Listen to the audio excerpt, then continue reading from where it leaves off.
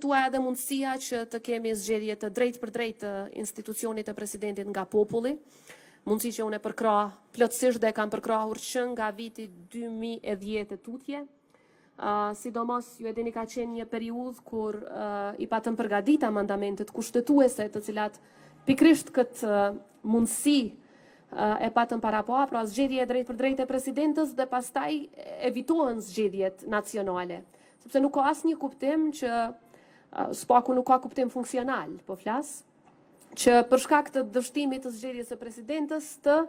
shkohet pastaj edhe në zgjedhje për parlament edhe në zgjedhje për qeveri, dhe atë për një parlament e për një qeveri që me siguri me mezi do të konstituohet, siç e pam nga kjo praktik. Pra ishte një mundësi, unë pash një vullnet goxhat madh nga një numër i madh i partive politike,